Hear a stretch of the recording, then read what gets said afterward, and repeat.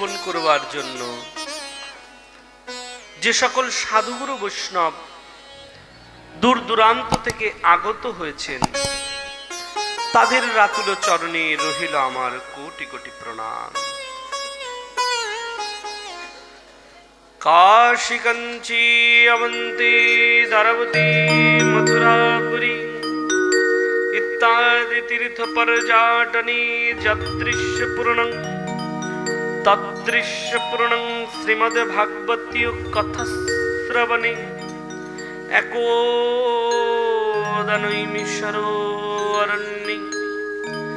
গত বিস্তৃত পূর্ণি সকল জনগণ মান্যে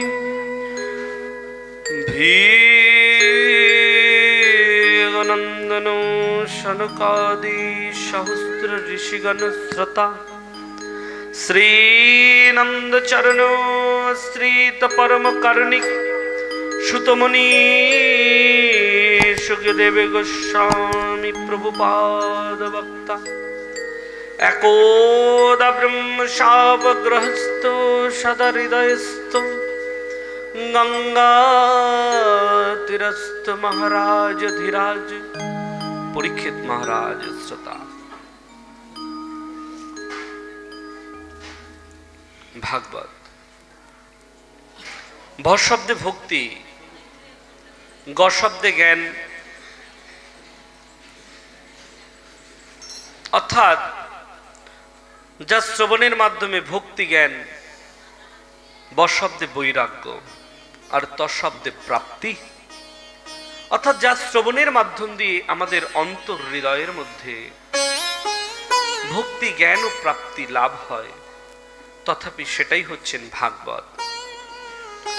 অনেকে ভাগবতের সঙ্গে গীতাকে যুক্ত করে দেয়, এটা ঠিক নয়। কেন? গীতা হচ্ছে ভগবান শ্রীকৃষ্ণের মুখ নিঃসৃত বাণী,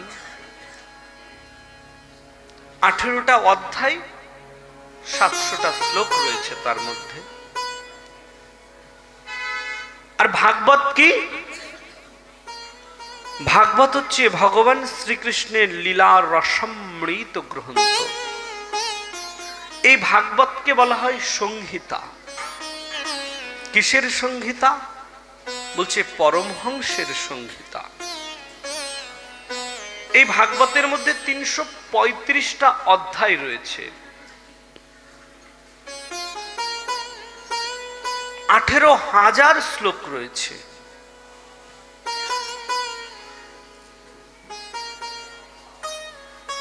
এই ভাগবতের মধ্যে কি রয়েছে?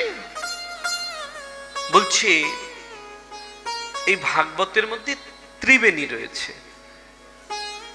এই ত্রিবেণী কোথায়? প্রয়াগে, এলাহাবাদ যাকে বলা হয়। এই ত্রিবেণীতে জীব কেন যায়? বলছে গঙ্গা স্নান করতে। গত বছরই তো আমাদের গেছে, তাই না? কুম্ভ স্নান, কুম্ভের মেলা। ওইখানে হাজার হাজার লক্ষ লক্ষ জীব গেছে। কেন? বলছে জীবনে যত পাপ করেছে না, সেই পাপের পরিত্রাণ পাওয়ার জন্য জীব ত্রিবেণীতে যায় গঙ্গা স্নান করতে। ওই ত্রিবেণীতে কি রয়েছে? গঙ্গা, যমুনা আর সরস্বতী। ভাগবত ত্রিবেণী। এই ভাগবতের মধ্যে কি রয়েছে? ভক্তি, জ্ঞান আর বৈরাগ্য, যা শ্রবণের মাধ্যম দিয়ে আমাদের মধ্যে ভক্তি প্রসারিত হয়, যা ধারণ করলে আমরা কৃষ্ণকে পেতে পারি, সেটাই ভাগবত। কত বলছি, বারবার শুনছি, কিন্তু প্রেমে ঢুকতে পারলাম না, প্রেমের মধ্যে ঢুকতে পারলাম না, কৃষ্ণকে আপন করতে পারলাম না। জানেন, এই জগতে শ্রেষ্ঠ ধন প্রাপ্তি হচ্ছে কৃষ্ণকে পাওয়া। এই জগতের শ্রেষ্ঠ প্রেম হচ্ছে কৃষ্ণ প্রেম। আমরা জানলাম কিন্তু পেলাম না তাকে। কেন পেলাম না? বলছে তার চরণে তো আত্মসমর্পণ করতে পারি নাই। যদি তার চরণে আমরা আত্মসমর্পণ করতে পারি তাহলে কৃষ্ণ কার হয়? কৃষ্ণ আমার হয়ে যায়। বড় মনে পড়ে যায়, চৈতন্য বাবা বলে একজন ছিলেন। এই চৈতন্য বাবা, তার মা বাবা একদিন সিলেটে মহাপ্রভুর যেখানে পৈতৃক নিবাস, সেখানে গিয়ে তার বাবা মা সংকল্প করেছিল, প্রার্থনা করেছিল। নিঃসন্তান ছিল তো, তাই গৌরের কাছে প্রার্থনা করেছিল, গৌর গৌর আমার যদি সন্তান হয় আমি সেই সন্তানকে তোমার সেবায় নিয়োজিত করব গৌর। মহাপ্রভুর করুণাতে তাদের গর্ভে সন্তান এলো। সন্তানের নামকরণ করে দিলেন চৈতন্য। সন্তান বড় হলো, পড়াশোনা করলো।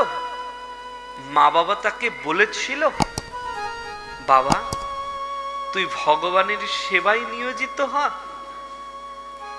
কিন্তু চৈতন্য বাবা ভগবানের সেবায় নিয়োজিত হলো না। পড়াশোনা করার পরে চৈতন্য বাবা ঢাকায় চলে আসলো, চাকরি করলো।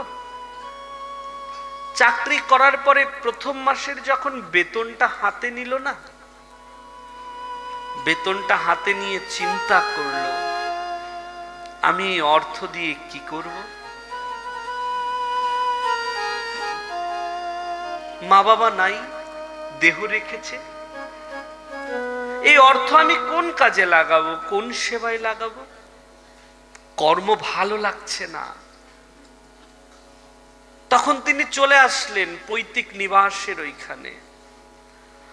প্রতিবেশীদের কাছে গিয়ে জিজ্ঞাসা করলো, আচ্ছা এই সংসার, অর্থ কামনা, মোহ আমার ভালো লাগছে না কেন, বলতে পারবেন?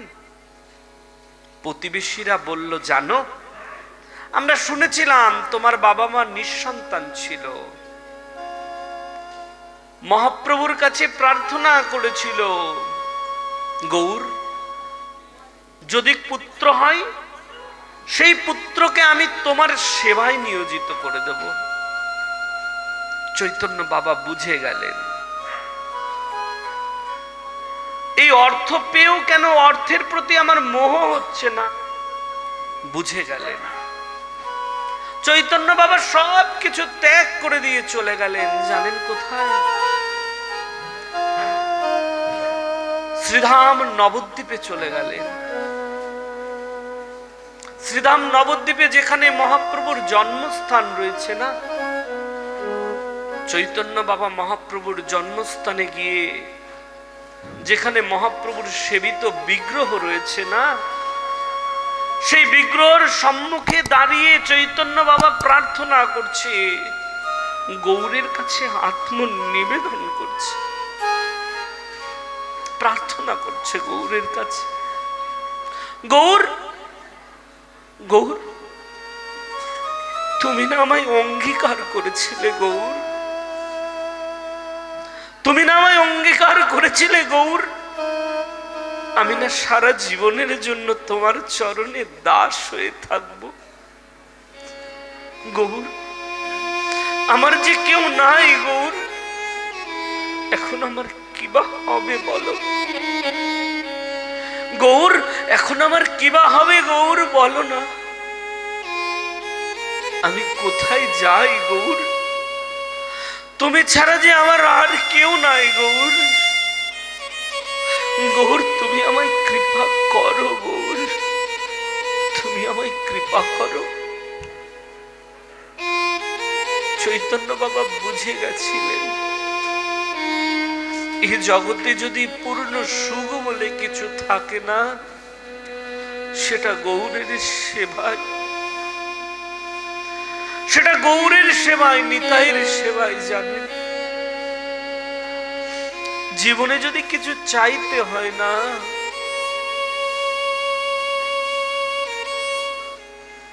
গোবিন্দের কাছে গিয়ে প্রার্থনা করতে হয়, গোবিন্দ আমি তোমার কাছে কিচ্ছু চাই না, গোবিন্দ কিচ্ছু চাই না, তুমি আমায় কৃপা করো গোবিন্দ, গোবিন্দ তুমি আমায় কৃপা করো গোবিন্দ, আমি যেন গৌর বলে ডাকতে পারি, আমি যেন নিতাই বলে কাঁদতে পারি। জানেন, এটা প্রার্থনা, আত্মনিবেদন। জীবনে যদি সুখ পেতে হয় না, আমরা এই জগতের যে সুখকে সুখ বলে মানছি না, এটা প্রকৃত পূর্ণ সুখ নয়, এটা পূর্ণ সুখ নয়। পূর্ণ সুখ তো তার সেবায়। দেহগত সুখ, দেহগত সুখ আমাদেরকে চঞ্চল করে দেয়, বিভ্রান্তি করে দেয়। প্রকৃত সুখ তো পরম আত্মার সেবায়,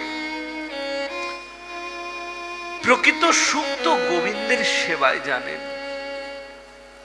কত শুনলাম, কত জানলাম, কিন্তু সেবা করতে পারলাম না। মোহের পিছনে দৌড়ে গেলাম, কামের পিছনে দৌড়ে গেলাম। আরে ওটা সুখ বলছো, ওটাকে তুমি সুখ বলছো, ওটা সুখ নয়। যদি তুমি ওই সুখকে আঁকড়ে ধরো না, জীবনের অন্তে গিয়ে দেখবে কিচ্ছু নাই, জীবনের অন্তে গিয়ে দেখবে কিচ্ছু নাই, সবাই তোমাকে ছেড়ে চলে যাবে, তুমি একা পড়ে থাকবে। জানো, জীবনে যদি কিছু নিয়ে আসি, সঙ্গে করে নিয়ে এসেছি গোবিন্দ, সঙ্গে করে নিয়ে এসেছি কৃষ্ণ নাম। জীবনে যদি কিছু নিয়ে যেতে হয় না, তো এই জগতে সঙ্গে করে যদি কিছু নিয়ে যেতে পারি, এই কৃষ্ণ নামটাই সঙ্গে করে নিয়ে যাব। আমাদের উচিত হচ্ছে আমাদেরকে গৌর বলার পাখি হওয়া উচিত, আমাদের চিন্তন থাকা উচিত কৃষ্ণ বলা পাখি। জানি আমরা বলি না পাপ, এই পাপের বাবার নাম কি আছে বলতে পারবো? তাহলে এক সাধু ছিল, ওই সাধুর একটা পুত্র হয়েছিল। পুত্র যাতে কৃষ্ণ শিক্ষায় অর্জন করতে পারে, বেদ বেদান্ত শিক্ষায় যেন পারদর্শী হতে পারে, সাধু তার পুত্রকে কাশীতে পাঠিয়ে দিল। আমার পুত্র কাশীতে গিয়ে অধ্যয়ন করবে, কাশীতে অধ্যয়ন করে জ্ঞানী হবে, পণ্ডিত হবে, এই চিন্তা করে পিতা পুত্রকে পাঠিয়ে দিল। গুরুকুলে পুত্রকে দিয়ে দেওয়া হলো। পুত্র বহু বছর গুরুদেবের চরণাশ্রয় গ্রহণ করে শিক্ষা লাভ করল। শিক্ষা লাভ করে একদিন পুত্র ফিরে আসলো। পুত্র ফিরে এসে পিতাকে প্রণাম করলো, পিতা আমায় আশীর্বাদ করবেন পিতা। পুত্র তোমার কল্যাণ হোক পুত্র। এখন পিতা জিজ্ঞাসা করছে, বাবা তুমি যখন আশ্রমে ছিলে তোমার গুরুদেবের থেকে তুমি কি শিখেছো? বলছে, পিতা বেদ বেদান্ত আমার সবকিছু অর্জন করা হয়ে গেছে পিতা। বাবা পুত্র, তাহলে তোমাকে একটা ছোট্ট প্রশ্ন করি, উত্তর দাও। বলছি কি প্রশ্ন পিতা? বলছি পুত্র, একটিবার বলবে পাপের বাবার নামটা কি? পুত্র তো চমকিত হয়ে গেল। আরে, গুরুদেবের কাছে সব শিক্ষা অর্জন করলাম, কিন্তু পাপের বাবার নাম এটা তো শুনলাম না। বলছে বাবা, আমি আবার একটু দেখে নি গ্রন্থগুলো। গ্রন্থ ঘাটলো, কোথাও খুঁজে পেল না পাপের বাবার নাম কি। তখন পিতা পুত্রকে বলছে, যাও, যতদিন পর্যন্ত না এই প্রশ্নের তুমি উত্তর নিয়ে আসতে না পারবে, ততদিন তুমি আমার সম্মুখে এসো না, চলে যাও। পুত্রকে আবার পাঠিয়ে দিল। কত মুনির কাছে গেল, ঋষির কাছে গেল, সবার কাছে গিয়ে জানতে চাইলো পাপের বাবার নাম কি। এক একজন এক একটা উত্তর দিল, কিন্তু উত্তরটা মনোপ্রত হলো না। একদিন ক্লান্ত হয়ে গেল, তৃষ্ণার্ত হয়ে গেল। যখন ক্লান্ত আর তৃষ্ণার্ত হয়ে গেল না, পুত্র তখন জল অন্বেষণ করতে লাগলো। কোথায় গেলে একটু জল পান করতে পারবো। খুঁজতে খুঁজতে দেখলো একটা গৃহ। ওই বাড়ির সামনে সুন্দর একটা বিন্দাজি তুলসী মণ্ডপ রয়েছে। মনে মনে চিন্তা করলো, বা এত সুন্দর পরিপাটি গৃহ, দুয়ারের সামনে সুন্দর করে তুলসী বেদি, নিশ্চয়ই কোনো বৈষ্ণবের ঘর হবে। ওই পুত্র তখন বাড়ির মধ্যে গিয়ে ডাকছে, কেউ আছো? আমার কথা শুনতে পাচ্ছ? ওই বাড়ির থেকে সুন্দর একটা রমণী বাইরে বেরিয়ে আসলো। ওই রমণীকে দেখে সঙ্গে সঙ্গে প্রণাম করলো, মা, আপনার চরণে আমার প্রণাম। ওই রমণী তখন চিন্তা করছে, আমার কাছে অনেকে এসেছে, কেউ তো আমায় এরকম করে ডাকে নাই। প্রথম দর্শনে মা বলে ডাকলো। বাবা, কে তুমি? বলছে, মা, আমি তৃষ্ণার্থ, আমি ক্ষুধার্থ, আমি জল অন্বেষণ করতে এসেছিলাম, আমায় একটু জল দেবে? হ্যাঁ বাবা, নিশ্চয়ই তোমায় জল দেব। যখন বলেছে জল দেবে না, তখন পরিচয় জিজ্ঞাসা করলো। আচ্ছা মা, আপনার যদি পরিচয়টা একটু দিতেন। যখন পরিচয় দিল না, তখন চমকিত হয়ে গেল। বলছে, জানো বাবা আমি কে? আমি এই নগরের বেশ্যা। এই নগরের বেশ্যা আপনি? না না, আপনার গৃহে আমি জল পান করতে পারবো না। ওই রমণী তখন মনে মনে চিন্তা করছে, কত লোক আমার কাছে এসেছে, কত পুরুষ এসেছে, কিন্তু কোনোদিন কোনো সাধু আসে নাই, বৈষ্ণব আসে নাই। তখন সেই পুত্রের চরণে ধরে নিবেদন করলো, বাবা, যদি কোনো অপরাধ না হয় আমি তোমায় জল দিই, তুমি একটু জল তো পান করে যাও। বলছে, না না, দেখুন আপনার গৃহের থেকে যদি আমি জল পান করি না, তাহলে আমার অপরাধ হয়ে যাবে, আমার ভজন সাধন নষ্ট হয়ে যাবে। আচ্ছা পুত্র, তুমি তো ক্লান্ত, ক্ষুধার্থ, তৃষ্ণার্থ, তুমি কোথা থেকে এসেছো? যদি একটু পরিচয় দিতে। পরিচয়টা দিয়ে দিল। বলছে, জানেন আমি এরকম একটা উত্তর খুঁজতে এসেছিলাম, কিন্তু কারোর কাছে গিয়ে উত্তরটা পাইনি। বলছি, ও তাই? এটা তো অনেক সাধারণ উত্তর, আমি তোমায় দিয়ে দেব। বলছে, তাই? তাহলে একটু দাঁড়িয়ে যাই। যখন দাঁড়িয়ে গেল না, ওই বেশ্যা রমণী তখন তাকে জিজ্ঞাসা করছে, নিবেদন করছে, একটু জল পান করো। বারবার বলার পরেও জল নেবে না, জল গ্রহণ করবে না। তখন একটু লোভ দিয়ে দিল।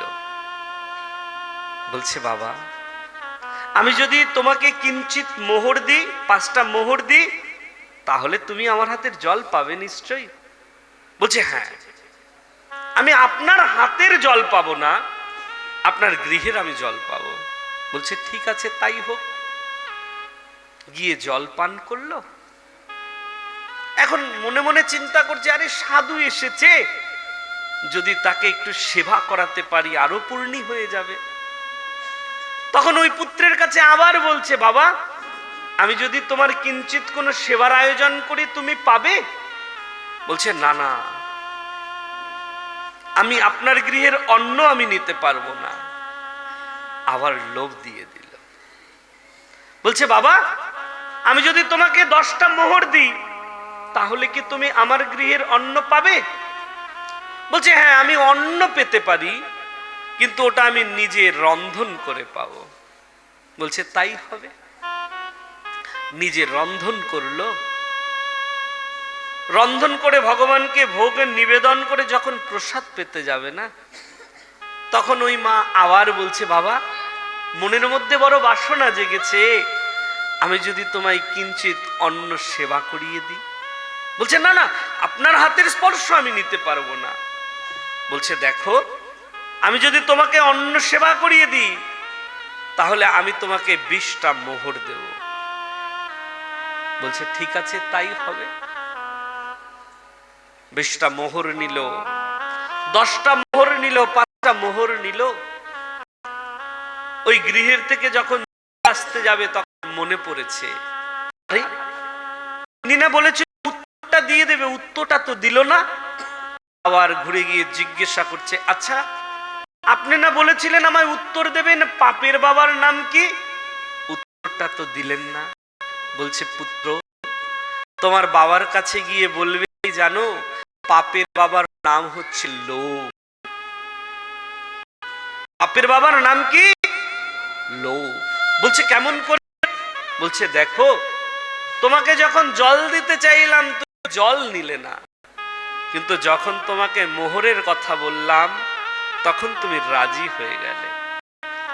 গৃহে প্রসাদ নেওয়ার কথা বললাম তুমি রাজি হলে না, যখন আরো 5টা মোহর বাড়িয়ে দিলাম তখন তুমি রাজি হয়ে গেলে। তাহলে তুমি লোভেই তো রাজি হলে না, এমনি এমনি কি তুমি রাজি হয়েছিলে? হও নাই তো। বলছে না। তাহলে তোমার পিতার কাছে গিয়ে বলবে কি পাপের বাপের নাম হচ্ছে কি? লোভ। বাবা হে জগতে যদি একবার কোনো জীব লোভের মধ্যে পড়ে যায় না, তার সারা জীবনে অর্জিত ধন থেকে শুরু করে সবকিছু বিনাশ হয়ে যায়। এই জগতে আপনি ভজন করবেন, সাধন করবেন, কিন্তু জীবনে কোনোদিন লোভের মধ্যে পড়বেন না। জীবনে কোনোদিন কোনো কামনার মধ্যে পড়বেন না, আকাঙ্ক্ষার মধ্যে পড়বেন না। যখনই আপনি কামনা মোহ লোভের মধ্যে পড়ে যাবেন তৎক্ষণাৎ আপনার ভজন সাধন সবকিছু কি হয়ে যাবে? বলছে সবকিছু আপনার নষ্ট হয়ে যাবে। এর জন্য সাধুদেরকে কি চিন্তন করতে হয়? সবসময় সাধুদেরকে সাবধানে থাকতে হয়, জীবনে যেন কোনো লোভ বাসা না বাঁধে। নিতাই গৌর হরি ওল। বলো না রাধে রাধে। সবাই দুবাহু তুলে আর জোরে राधे राधे। प्यार से बोलो राधे राधे। प्रेम से बोलो राधे राधे। जय जय श्री राधे।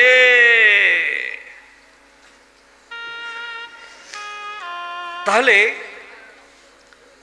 এই সংসারের মধ্যে শ্রবণীয় কি, জপনীয় কি আর ভজনীয় কি? একমাত্র কৃষ্ণ নাম। যদি ভজনীয় কিছু হয়ে থাকে সেটা কৃষ্ণ নাম, যদি জপনীয় কিছু হয়ে থাকে সেটা কৃষ্ণ নাম। যারা কৃষ্ণ নাম ব্যথিত অন্যান্য আউল বাউল সঙ্গ করছে, মনে রাখবেন এখন থেকে এই সংসারের কঠিনতম কঠিন নরকের যন্ত্রণা কষ্ট তাদেরকে ভোগ করতে হবে। তাহলে জীবনে কাকে আঁকড়ে ধরতে হবে? বলছে কৃষ্ণকে আঁকড়ে ধরতে হবে, কৃষ্ণ নামকে আঁকড়ে ধরতে হবে। সুখদেব গোস্বামী পাদ বসে রয়েছে, সুখদেব গোস্বামী প্রশ্ন করছেন, আচ্ছা গুরুদেব, গোবিন্দকে কিভাবে পাওয়া যায়, ভগবানকে কেমন করে পাওয়া যায় একটু বলুন না। তাহলে শোনো, ভাগবতে বর্ণন করলেন, কামাদেশাদ ভয়দ স্নেহত জোয়ো ভক্তা বয়ং বৃভা। বলছে গোবিন্দকে কেমন করে পাওয়া যায় জানো? গোবিন্দকে কামের দ্বারাও পাওয়া যায়, গোবিন্দকে ভয়ের দ্বারাও পাওয়া যায়, কৃষ্ণকে হিংসার দ্বারাও পাওয়া যায়। আরে ভগবানকে কামের দ্বারা পাওয়া যায়, ভগবানকে ভয়ের দ্বারাও পাওয়া যায়? বলছে হ্যাঁ। বলছে গুরুদেব, এরকম কি কারোর হয়েছে যে কামের দ্বারা গোবিন্দকে পেয়েছে, ভয়ের দ্বারা গোবিন্দকে পেয়েছে? বলছে অবশ্যই হয়েছে। তাহলে গুরুদেব একটু বলুন। বর্ণন করলেন, গোপ্পহ কামাদ ভয়দ কংস দ্রেষাচৈদাদয়ং নিপা সম্বন্ধো বিষ্ণুয়ো স্নেহদ জোয়ো ভক্তা বয়ং ব্রভা। গোপীগণ একমাত্র নন্দের নন্দ ব্রজেন্দ্র ভগবান শ্রীকৃষ্ণকে কামের দ্বারা পেয়েছিল। বলছি গোপীগণ গোবিন্দকে কামের দ্বারা পেয়েছিল। আচ্ছা, তাহলে তারা কোন কামনার দ্বারা গোবিন্দকে পেয়েছিল? তারা গোবিন্দকে পাওয়ার জন্য কি এমন করেছিল একটু এটা তো বলুন। বলছে তাহলে শোনো, হেমন্তে প্রথম মাসি নন্দ বজ কুমারিকা চেরুর হবিষ্যভুঞ্জান কাত্তায়ন অর্চনো ব্রতম। হেমন্তের প্রথম মাসে গোপীগণ নন্দের নন্দ ভগবান শ্রীকৃষ্ণকে পাওয়ার জন্য তারা একটা ব্রত করেছিল। সেই ব্রত হচ্ছে কাত্তায়নী ব্রত। তারা যেন ভগবান শ্রীকৃষ্ণকে প্রতিরূপে পেতে পারেন। কিন্তু নন্দের নন্দ ভগবান শ্রীকৃষ্ণ গোপীদের মনের ইচ্ছা পূর্ণ করেছিলেন। সবাই প্রতিরূপে গোবিন্দকে চেয়েছিলেন, গোবিন্দ সবাইকে পুত্র রূপে দর্শন দিয়েছিলেন। ব্রজের সবাইকে গোবিন্দ কৃপা করেছিলেন, সবার গৃহে গোবিন্দ পুত্র রূপে গেছিলেন। বলছে ও তাই? তাহলে গুরুদেব আপনি যে বললেন ভয়, ভয়াদ কংস, বলছে কংস গোবিন্দকে ভয়ের দ্বারা পেয়েছিল। দেশ, বলছে শিশুপাল হিংসার দ্বারা গোবিন্দকে পেয়েছিলেন। জানো জানো পরীক্ষিত, এই শিশুপাল এরা পূর্বজন্মে দুজন ভগবানের পার্ষদ ছিল, জয় আর বিজয়। সনকাদি ঋষিদের দ্বারা তারা অভিশপ্ত হয়ে প্রথমে তারা অসুর কুলে জন্মগ্রহণ করলেন 3 বার। প্রথমে তারা জন্ম নিলেন হিরণ্যক্ষ হিরণ্যকশিপুর রূপে। তৎপশ্চাৎ তারা ত্রেতায় রাবণ কুম্ভকর্ণ হয়ে জন্ম নিলেন। তৎপশ্চাৎ তারাই দাপরে শিশুপাল আর দন্ত বক্র হয়ে জন্ম নিলেন। ও তাই গুরুদেব? আচ্ছা গুরুদেব, আমি শুনেছিলাম এই হিরণ্যকশিপুকে উদ্ধার করবার জন্য ভগবান বলে এক বিচিত্র রূপ ধারণ করেছিল। আপনি আমাকে যদি একটু শ্রবণ করাতেন, কেন ভগবানের এরকম বিচিত্র রূপ ধারণ করেছিল? পরীক্ষিত, তাহলে তুমি মন দিয়ে শোনো। হ্যাঁ গুরুদেব, আপনি বলুন। নাহং মৃগো নাপি নরো বিচিত্র মহো ক্রিমেতন মৃগেন্দ্র রূপম। কেমন রূপ ধারণ করেছিল? বলছে না নর না সিংহের রূপ ধারণ করেছিল। এটা সেই সময়ের কথা। হিরণ্যকশিপুর মৃত্যুর পর তার ভাই দাদার মৃত্যুর প্রতিশোধ নেওয়ার জন্য তপস্যা করলেন। কি তপস্যা করলেন? কার তপস্যা করলেন? বলছে সৃষ্টিকর্তা ব্রহ্মার তপস্যা করলেন। কঠিন তপস্যা, 100 বছর তপস্যা করলো, শরীর পুরো বইমুখ বাড়ির স্তূপে পরিণত হয়ে গেল। তপস্যা দেখে ব্রহ্মা সন্তুষ্ট হয়ে গেল। ব্রহ্মা সন্তুষ্ট হয়ে হিরণ্যকশিপুরকে বর দিতে আসলেন।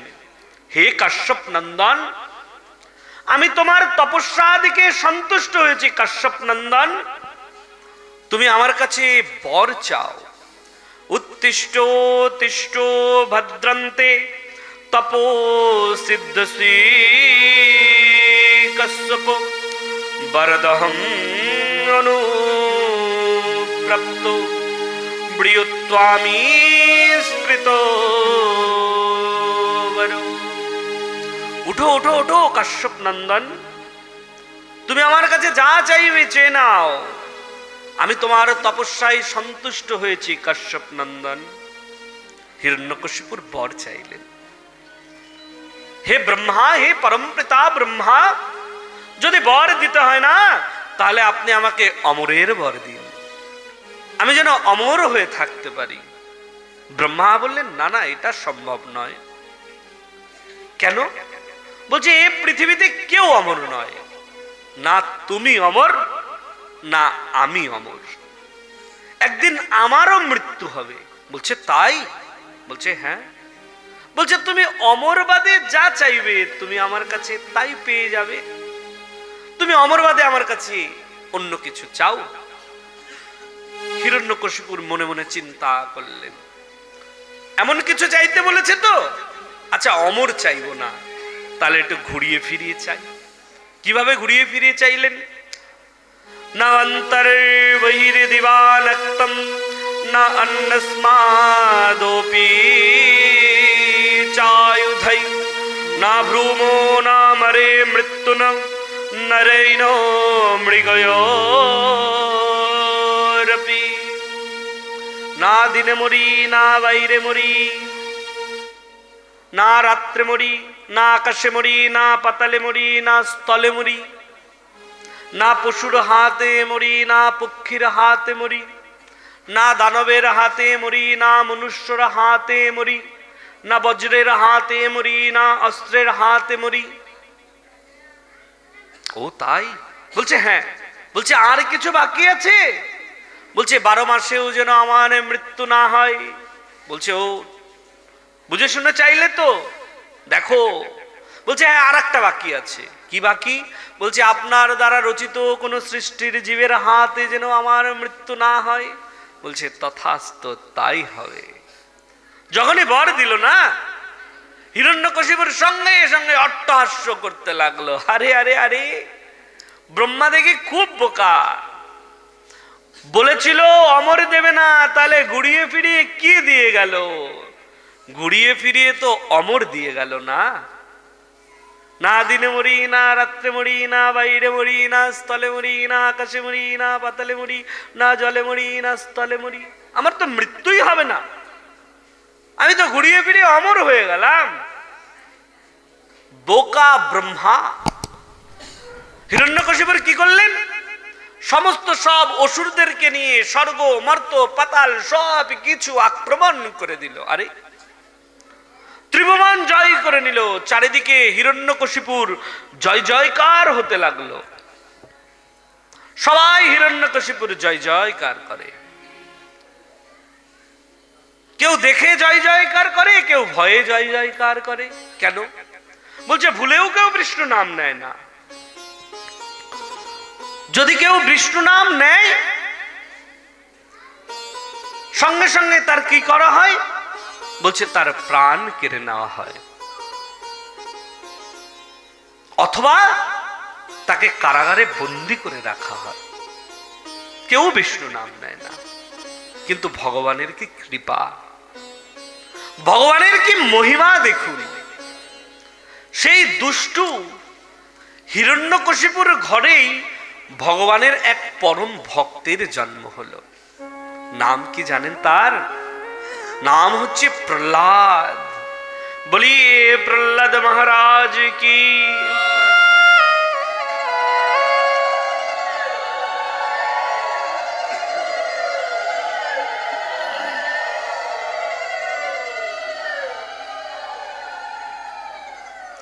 প্রহ্লাদের জন্ম হয়েছে। তারা 4 ভাই। কি কি? সংলাদ, অনুলাদ, লাদ আর হচ্ছে প্রহ্লাদ। প্রহ্লাদের বয়স এখন 5 বছর হয়েছে। প্রহ্লাদের মুখ দিয়ে আস্তে আস্তে কি হয়েছে? বুলি ফুটেছে। প্রহ্লাদ কথা বলতে শিখেছে। একদিন পিতা প্রহ্লাদকে যখনই কোলে নিতে যাবে না, প্রহ্লাদ কথা বলছে। কি বলছে? বলছে হরি হরি হরি। আরে আমার পুত্র কি বলল? আরো আনন্দ পেয়ে না পুত্রকে কোলে উঠিয়ে আদর করছে। হরি নাম শুনে আনন্দ পেল? বলছে হ্যাঁ। বলছে হরি নাম শুনে হিরণ্যকশিপুর আনন্দ পেল? বলছে হ্যাঁ, আনন্দ পেল। কেন?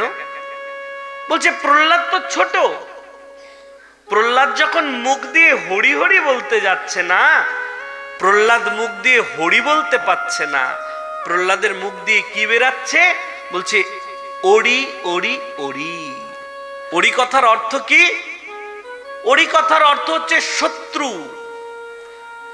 দুষ্টু হিরণ্যকশিপুর মনে মনে চিন্তা করলো, আরে আমার পুত্র দেখে ছোটর থেকেই তার শত্রুকে খুঁজছে, আমাকে দেখেই ওরি ওরি বলছে।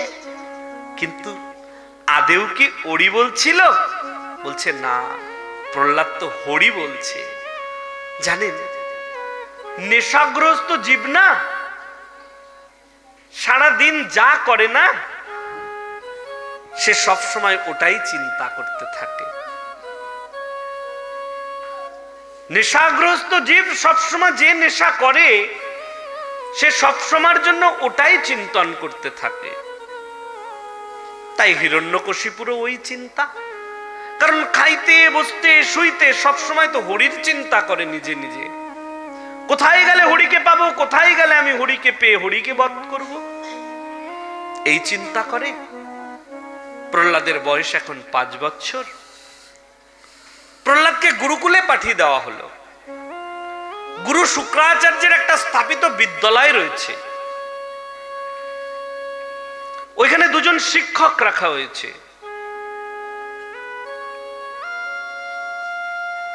নাম হচ্ছে ষণ্ড আর হচ্ছে অমর্ক। মন দিয়ে শুনবেন, এগুলো আমাদের শোনা খুব দরকার। বিশেষ করে মায়েদেরকে শোনা দরকার। কেন জানেন? এখনের যুগ যা পড়েছে না,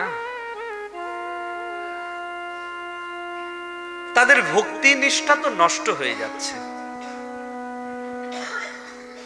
আজকে আমাদের যে পরিবার রয়েছে, বর্গ রয়েছে না, তাদের আচার নিষ্ঠা নষ্ট হয়ে যাচ্ছে। জীবের ভক্তি শ্রদ্ধা নষ্ট হয়ে যাচ্ছে। প্রহ্লাদের চরিত্র বর্ণন করার অর্থটাই হচ্ছে আমাদের কি করণীয়, এই লীলার মাধ্যম থেকে আমরা জানতে পারবো। মন দিয়ে শুনুন সবাই। প্রহ্লাদকে গুরুকুলে পাঠানো হলো। ষণ্ড আর অমর্ক প্রহ্লাদকে শিক্ষা দিচ্ছে। কি শিক্ষা? বলছে প্রহ্লাদকে শিক্ষা দিচ্ছে মারুকাটো বিদ্যা। কিন্তু প্রহ্লাদের এক কান দিয়ে ঢোকে আর এক কান দিয়ে বেরিয়ে যায়। দূর, এ আবার কি শিক্ষা? ওকে মারতে হবে, ওরটা কেড়ে নিতে হবে, ওর সিংহাসনে বসতে হবে, এইসব শিক্ষা হলো? প্রহ্লাদকে যা শেখায়, প্রহ্লাদ কান দিয়ে ঢুকে আর এক কান দিয়ে বের করে দেয়, আর মনে মনে সবসময় হরির চিন্তা করতে থাকে। একদিন হিরণ্যকশিপুর মনে মনে চিন্তা করলো, আচ্ছা অনেকদিন হলো পুত্রকে গুরুকুলে পাঠিয়েছি, একটু গিয়ে দেখি আমার পুত্র কি শিখছে।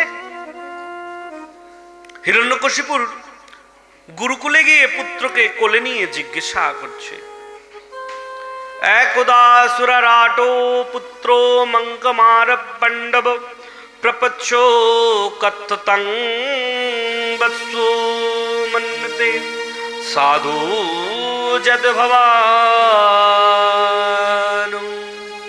আরে পুত্র, বাবা তোমাকে তোমার গুরুরা কি শেখায় বাবা, আমাকে একটু বলবে?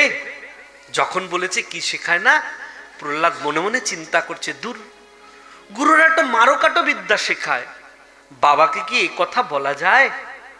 বাবা যখন জিজ্ঞাসা করেছে কি শেখায়, তাহলে বাবাকে একটু ভালো কথা বলি, তাহলে বাবা খুশি হয়ে যাবে। এখন প্রহ্লাদ বাবাকে ভালো কথা বলছে। কি কথা বলছে?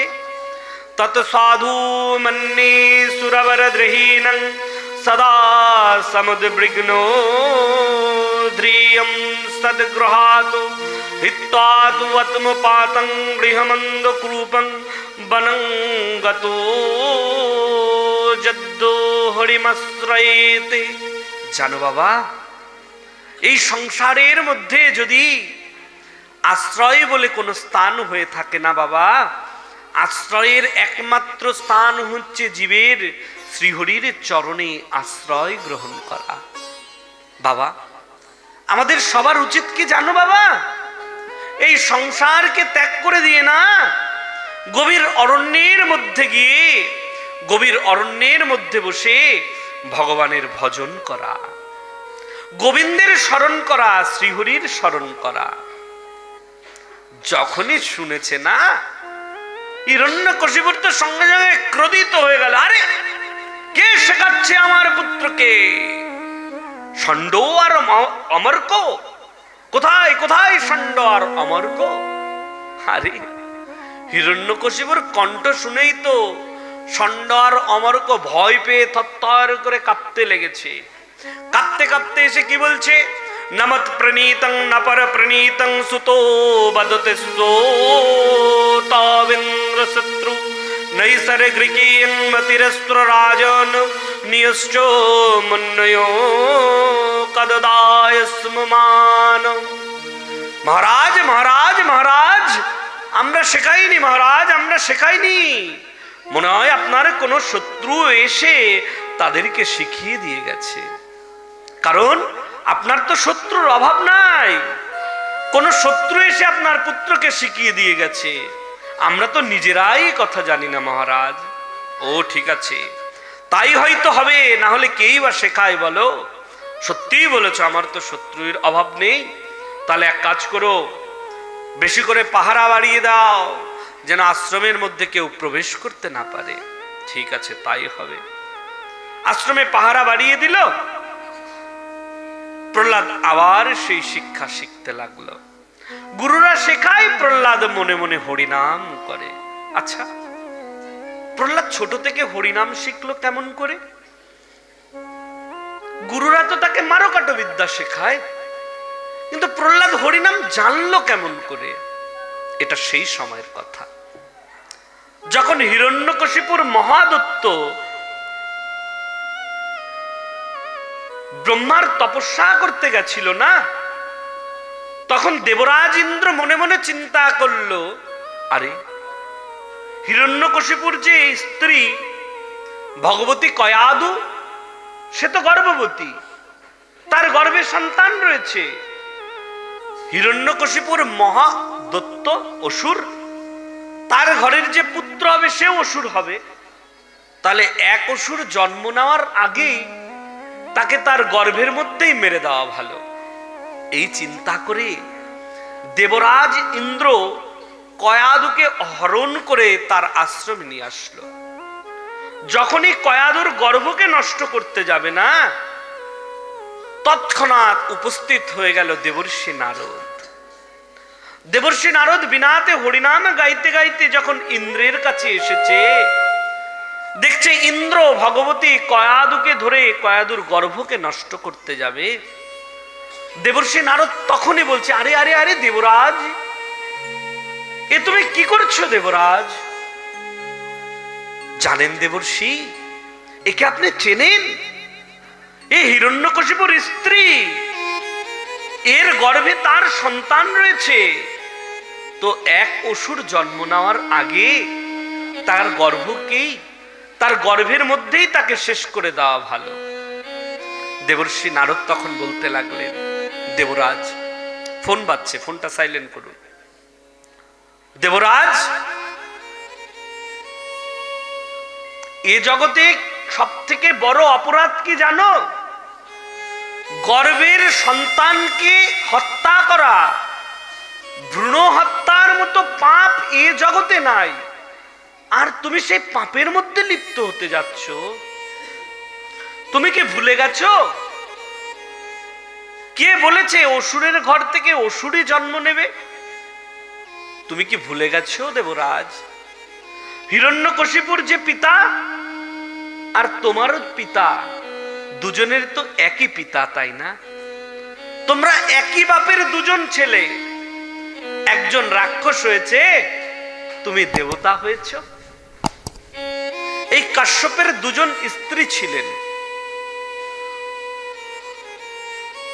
এক হচ্ছে অদিতি আর এক হচ্ছে দিতি। অদিতির গর্ভ থেকে কাদের জন্ম? মন দিয়ে শুনবেন, এগুলো শোনা দরকার। অদিতির গর্ভের থেকে দেবতাদের জন্ম হয়েছে, আর দিতির গর্ভের থেকে রাক্ষসের জন্ম, সরীসৃপের জন্ম, কীট পতঙ্গের জন্ম হয়েছে, গুল্ম লতার জন্ম হয়েছে দিতির গর্ভের থেকে।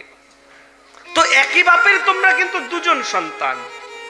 দেখো, একজন রাক্ষস হলে আর তুমি দেবতা হলে, তাহলে কে বলতে পারবে বলো? এমনও তো হতে পারে না এর গর্ভের থেকে ভগবানের এক পরম ভক্তের জন্ম হলো, যেই ভক্তের দ্বারা তোমরা সবাই উদ্ধার পেয়ে গেলে? এটাও তো হতে পারে। দেবরাজ চিন্তা করে দেখলো, ঠিকই তো বলেছে। তাহলে কি করব দেবর্ষি? তোমার কিছু করতে হবে না, আমি একে সঙ্গে করে আমার আশ্রমে নিয়ে যাই। দেবর্ষি নারদ কয়াদুকে তার আশ্রমে নিয়ে আসলেন। কয়াদু গর্ভবতী। দেবর্ষি নারদ বিনাতে আশ্রমে বসে হরিনাম করে, আর ভগবতী কয়াদু কি করেন জানেন? ভগবানের সেবার জন্য যত ভোগ রন্ধন না, ভগবতী কয়াদু নিজে হাতে গোবিন্দ সেবার ভোগ রন্ধন করে, আর দেবর্ষি নারদ হরিনাম করে। ভগবতী কয়াদু মন দিয়ে সেই হরিনাম শ্রবণ করে।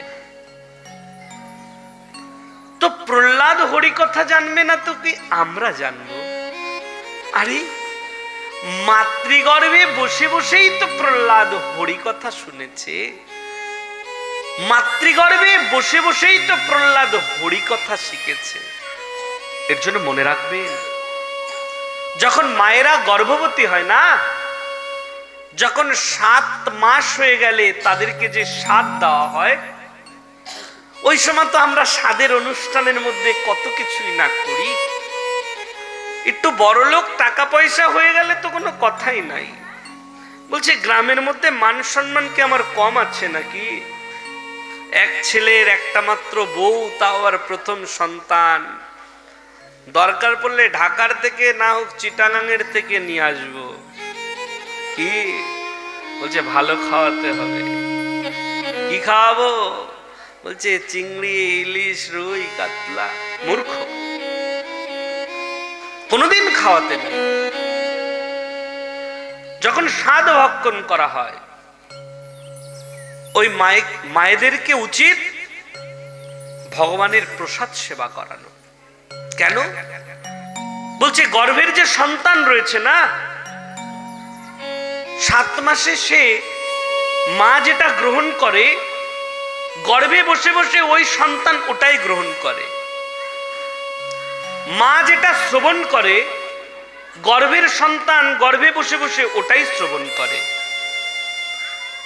তুমি যদি সন্তান গর্ভে নিয়ে কামনা বাসনার চিন্তা করো, লোভ মদমাৎসর্যের চিন্তা করো, গ্যারান্টি দিচ্ছি বাবা, তোমার গর্ভজাত সন্তান ওই কামনা বাসনার মধ্যে লিপ্ত হয়ে যাবে,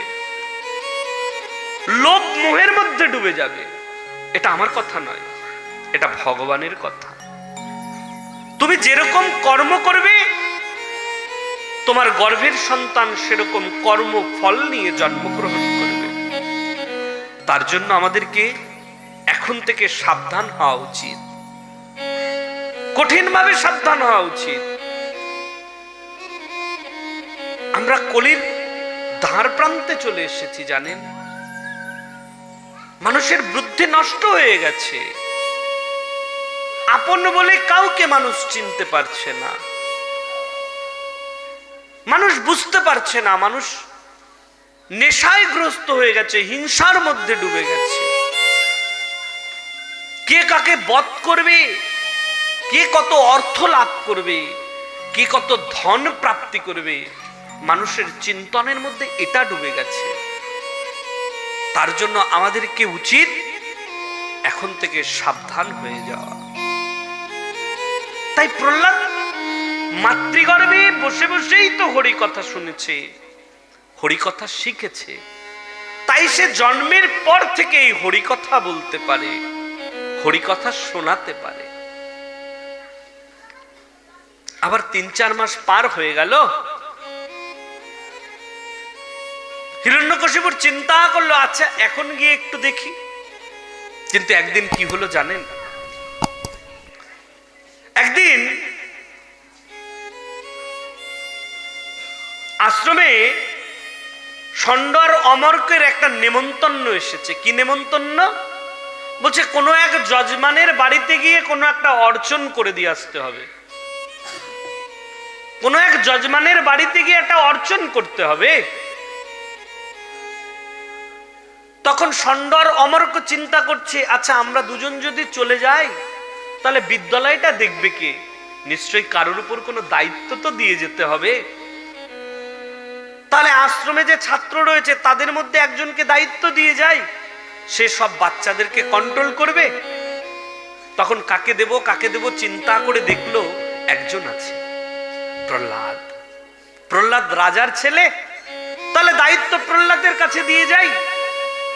প্রহ্লাদকে ডেকে বলছে বাবা প্রহ্লাদ, আমরা দুজনে একটু যজমানের বাড়িতে কর্ম করতে যাব, এখন যাব, আমরা সন্ধ্যার সময় ফিরে আসব। তুই একটু আশ্রমের সবাইকে নিয়ে দেখিস কেউ যেন বিরক্ত না করে। প্রহ্লাদ বলল ঠিক আছে, ঠিক আছে গুরুদেব, তাই হবে, আপনারা যান। ষণ্ডর অমর্ক চলে গেল। প্রহ্লাদ মনে মনে চিন্তা করছে এটাই সুযোগ, এরকম সুযোগ জীবনে আর কোনোদিন পাবো না, এরকম সুযোগ জীবনে আর কোনোদিন পাবো না। প্রহ্লাদ আশ্রমের সব বাচ্চাদেরকে ডেকে নিয়ে বলছে আরে ভাই তোরা সবাই এদিকে আয় ভাই। বলছে কি হয়েছে? বলছে আজকে তোদের কারোর পড়াশোনা করতে হবে না, আমরা সবাই মিলে আজকে একটা খেলা খেলবো। বলছে কি খেলা? বলছে আজকে সবাই মিলে আমরা না হরি নামের খেলা খেলবো। বলছে হরিনাম? বলছে হ্যাঁ হরিনাম। বলছে হরিনামের খেলা? আরে প্রহ্লাদ, যদি আমরা হরিনাম করি তাহলে আমাদের কি হবে জানিস? তোর বাবা যদি আমাদেরকে মেরে দেয়, তোর বাবা যদি আমাদেরকে মেরে ফেলে তাহলে আমাদের কি হবে বল? প্রহ্লাদ তখন বলছে আরে যতদিন হরি সঙ্গে আছে না, আমার বাবা তো ছাড়, এ জগতের কেউ তোদেরকে মারতে পারবে না। বলছে তাই? বলছে জানিস আমার সঙ্গে কি কি হয়েছিল? বলছে কি হয়েছিল প্রহ্লাদ? বলছে একদিন বাবা এসেছিল, বাবা এসে আমাকে জিজ্ঞাসা করছে আবার বাবা প্রহ্লাদ গুরুরা তোকে কি শেখাচ্ছে? আমি বাবার কোলে উঠে বাবাকে বললাম জানো বাবা,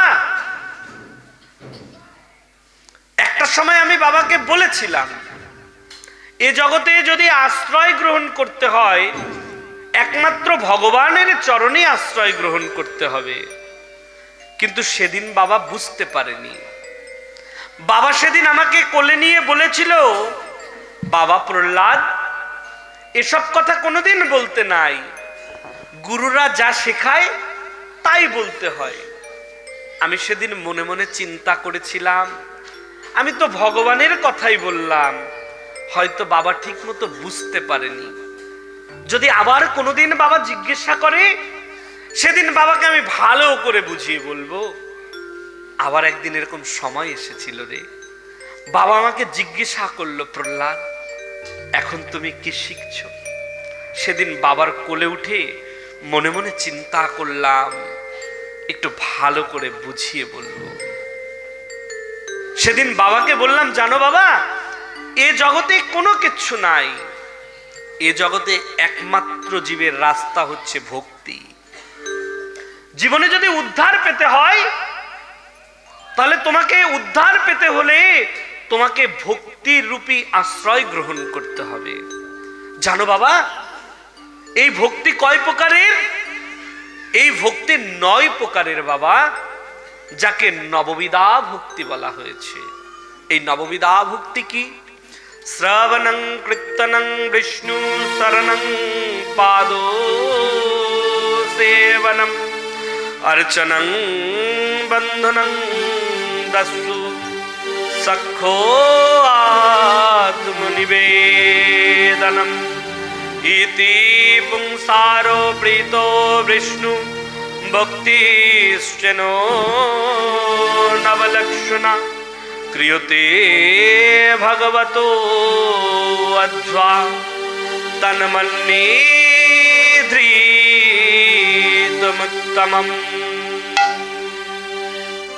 যখনই আমি বাবাকে বললাম 9 প্রকারের ভক্তি রয়েছে, সঙ্গে সঙ্গে আমার বাবা কি করলো জানিস? আমাকে কোলের থেকে চুরে ফেলে দিল, আর অসুরদেরকে ডেকে বললো, মেরে ফেলো এমন পুত্রকে।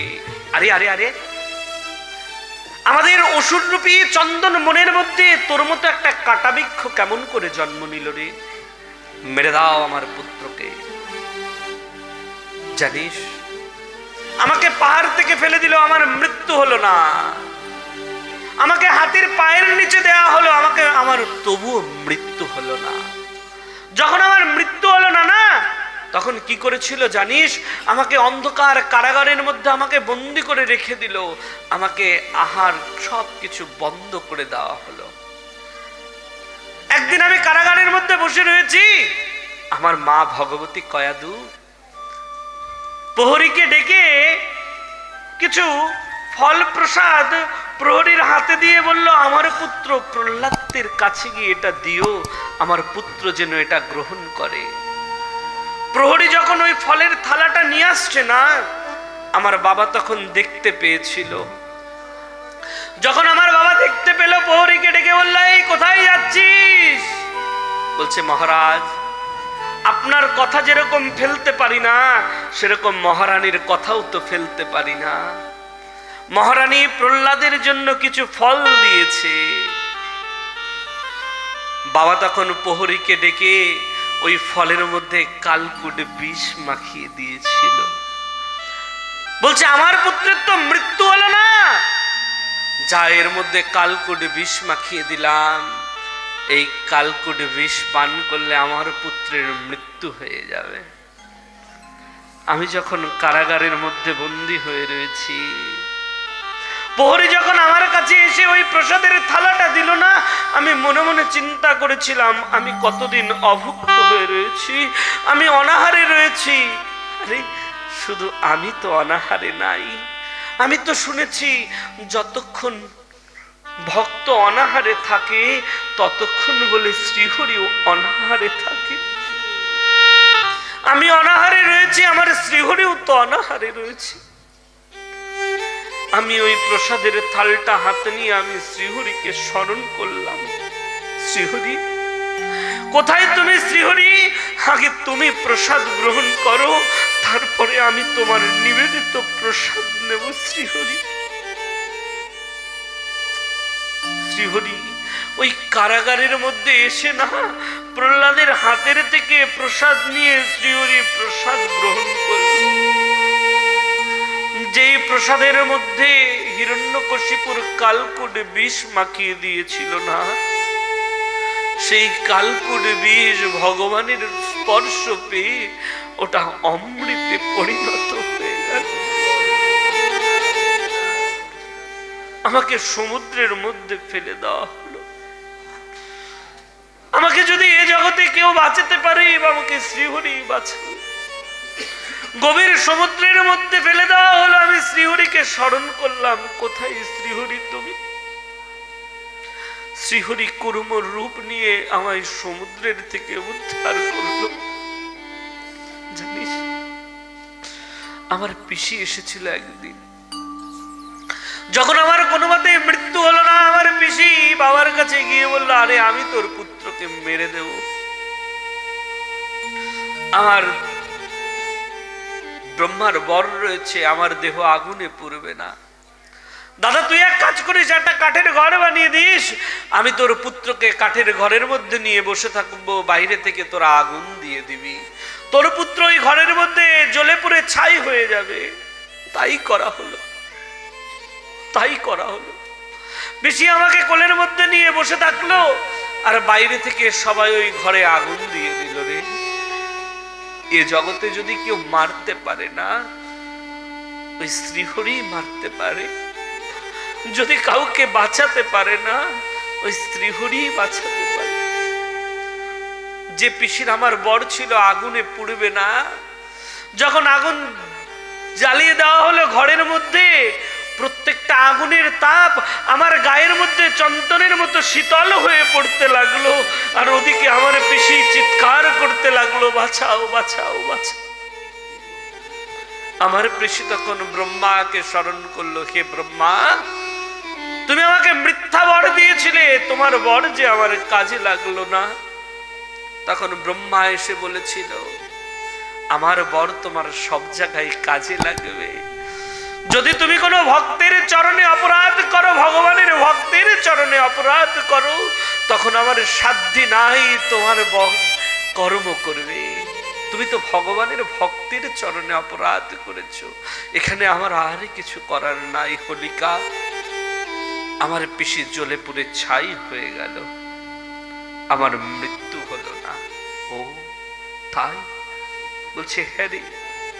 ও তাহলে তোর শ্রীহরি আমাদেরকে বাঁচাবে?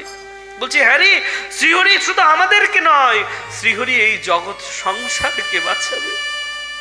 কেউ যদি হরির চরণাশ্রয় গ্রহণ করে না, বলছে হরি তাকে উদ্ধার করে রে। বলছে দেখ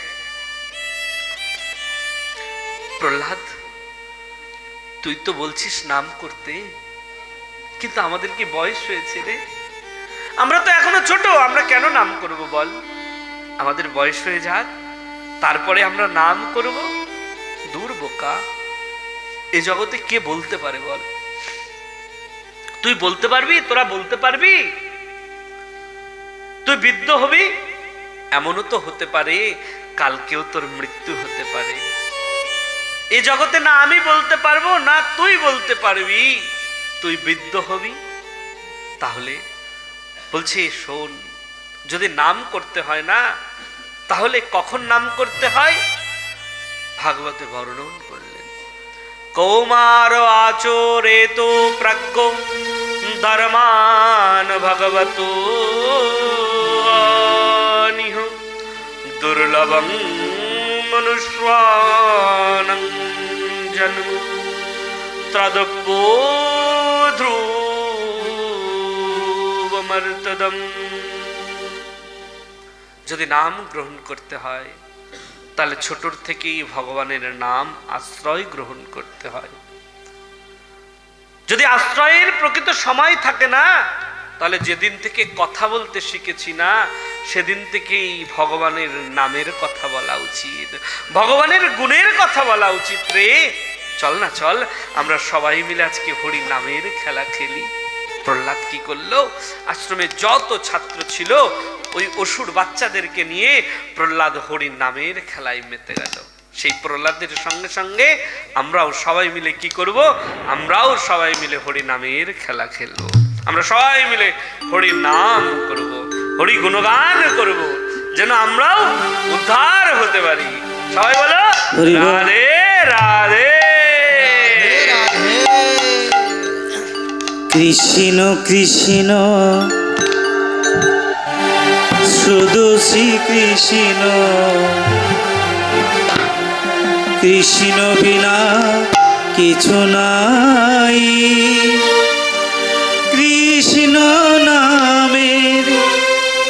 সুধা নিয়ে কৃষ্ণেরই গান গাই,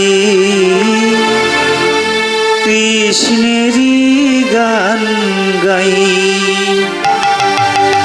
কৃষ্ণ কৃষ্ণ শুধু শ্রীকৃষ্ণ, কৃষ্ণ বিনা কিছু নাই। কৃষ্ণ নামের সুধা নিয়ে কৃষ্ণেরই গান গাই, কৃষ্ণেরই গান গাই। কৃষ্ণ কৃষ্ণ কৃষ্ণ কৃষ্ণ শুধু শ্রীকৃষ্ণ, কৃষ্ণ বিনা কিছু নাই। কৃষ্ণ নামের সুধা নিয়ে কৃষ্ণেরই গান গাই, কৃষ্ণেরই গান গাই। হরি বল।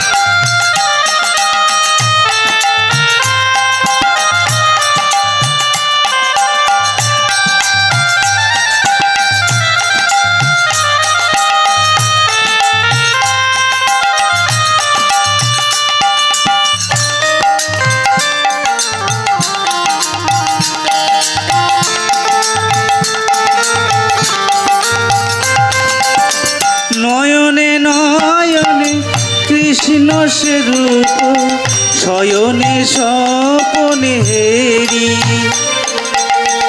নয়নে নয়নে কৃষ্ণ সে রূপ, শয়নে স্বপনে হেরি। নিশিত চন্দ্রে প্রভাত সূর্যে বাজিছে তারি বাঁশরি, বাজিছে তারি বাঁশরি। নয়নে নয়নে কৃষ্ণ স্বরূপ, শয়নে স্বপনে হেরি। নিশিত চন্দ্রে প্রভাত সূর্যে বাজিছে তাহারি বাঁশরি, বাজিছে তাহারি বাঁশরি। কৃষ্ণ কৃষ্ণ শুধু শ্রীকৃষ্ণ, কৃষ্ণ বিনা কিছু নাই। কৃষ্ণ নামের সুধা নিয়ে কৃষ্ণেরই গান গাই, কৃষ্ণেরই গান গাই।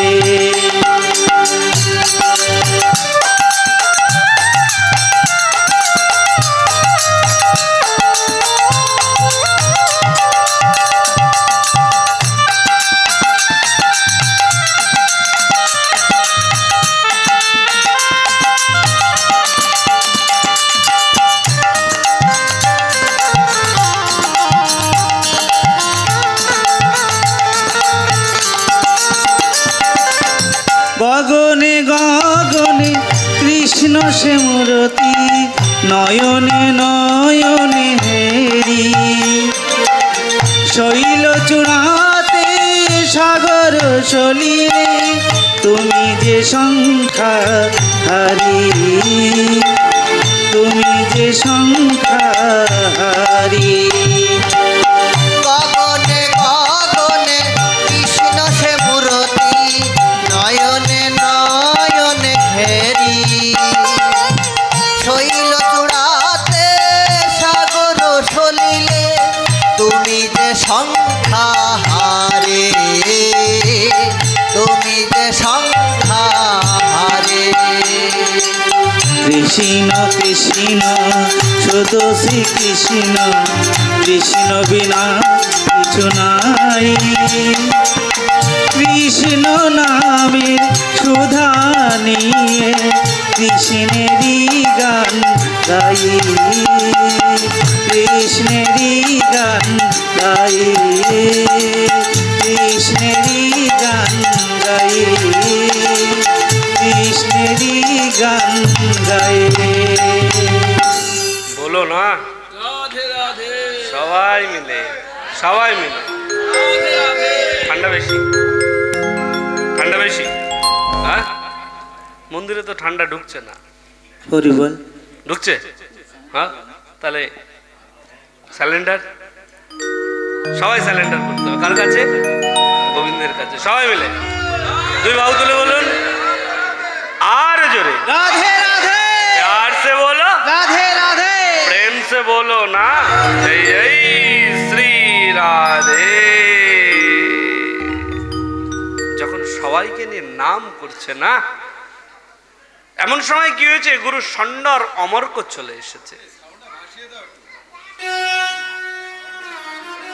যখনই ষণ্ডর অমর্ক এসেছে না, এসে দেখছে আরে এটা কি হচ্ছে, সবাই হরিনাম করছে, সবাই গোবিন্দের নাম করছে।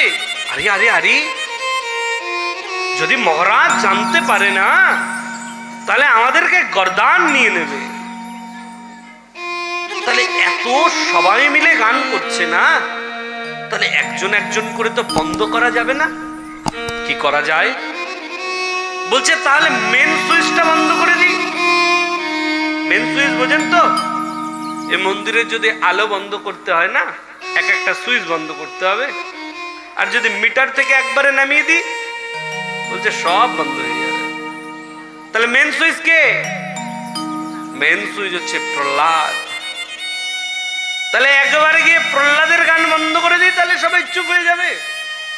ষণ্ডর অমর্ক কি করেছে, প্রহ্লাদের কাছে গিয়ে প্রহ্লাদকে স্পর্শ করে বলতে গেছে, প্রহ্লাদ বন্ধ কর। যখনই প্রহ্লাদকে স্পর্শ করেছে না, সঙ্গে সঙ্গে ষণ্ডর অমর্কও কীর্তন করতে শুরু করে দিয়েছে, হরিনাম করতে শুরু করে দিয়েছে। বলছে এটাই তো কৃষ্ণ প্রেম। এই রোগটা কিরকম জানেন? এই রোগটা ছোঁয়াছে রোগ। একবারে যদি কাউকে ধরে না, তাকে স্পর্শ করা মাত্রই আপনার মধ্যে ওই রোগ চলে যাবে। ষণ্ডর অমরকেও নাম শুরু করে দিয়েছে। হিরণ্যকশিপুর কর্ণে কে যেন এসে বলে গেল, আশ্রমে সবাই মিলে কীর্তন করছে। হিরণ্যকশিপুর সৈন্য পাঠিয়ে দিল, যাও গিয়ে বন্ধ করো। অসুর সৈন্যরা এসে যখনই ওই বাচ্চাদেরকে স্পর্শ করেছে না, সব সৈন্যরাও মিলে কীর্তন করতে শুরু করে দিয়েছে। এভাবে যত সৈন্য পাঠায় সবাই কীর্তন করতে শুরু করে দেয়।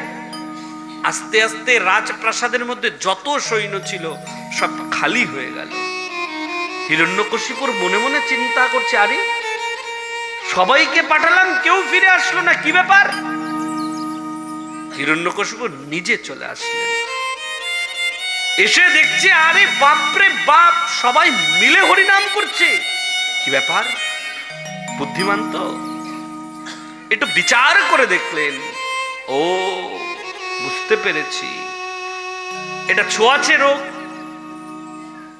সবার মধ্যে ছোঁয়াচে রোগ চলে গেছে। তাহলে আমিও যদি স্পর্শ করি না, যদি এই রোগটা আমার মধ্যে চলে আসে। হিরণ্যকশিপুর স্পর্শ করলো না, দূর থেকে দাঁড়িয়ে চিৎকার করে বলতে লাগলেন, বন্ধ করো এইসব। যখনই বলে যে বন্ধ করো, সবাই চুপ হয়ে গেছে। কি হচ্ছে এইগুলো? কুর্দস্য জস্য স্কম্পতি ত্রয়ো লোকং সহেশ্বরা। সবাই মিলে এগুলো কি করছো? বন্ধ করো এগুলো। চুপ হয়ে গেল সবাই। সাউন্ডটা ঠিক কর বাবা।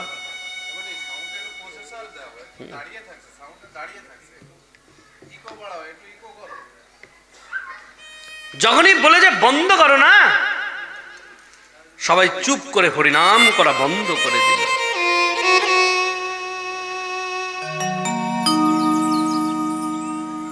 কি করা যায় এই পুত্রকে নিয়ে?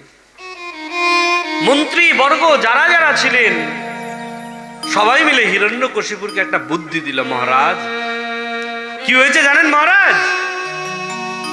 আপনার পুত্র এখনো ছোট তো, তার জন্য হয়তো এখনো বুঝতে পারছে না, যেদিন বড় হয়ে যাবে সেদিন বুঝতে পারবে, দেখবেন আপনার মতো আপনার পুত্র হয়ে যাবে। আপনি এক কাজ করুন, আপনি রাগ করবেন না, গুরুকুলে ওকে পঠন পাঠন করান। বলছে ঠিক আছে, তোমরা যখন বলছো দেখি পুত্র আর কি শেখে। হিরণ্যকশিপুর চলে গেল। ষণ্ড আর অমার্ক তখন প্রহ্লাদকে বলছে, বাবা প্রহ্লাদ দেখ, দুবার আমরা বেঁচে গেছি, কিন্তু বাবা তোর প্রতি অনুরোধ থাকলো, তোর বাবা যদি তৃতীয়বার এসে জিজ্ঞাসা করে না কি শেখাচ্ছে, দরকার পড়লে বাবা কথা বলিস না, তাও ঠিক আছে, কিন্তু ভুলেও বিষ্ণু নাম নিস না, তোকে মারার আগে না এবার তোর বাবা আমাদেরকেই মেরে দেবে। বলছে ঠিক আছে গুরুদেব, বাবা যদি জিজ্ঞাসা করে না আর কোনোদিন বলবো না। শিখতে লাগলেন। আবার একদিন এসে জিজ্ঞাসা করলো, পুত্র কি শিখছ? বলছে জগৎ বিষ্ণুময়, এই জগৎ তো শ্রীহরি।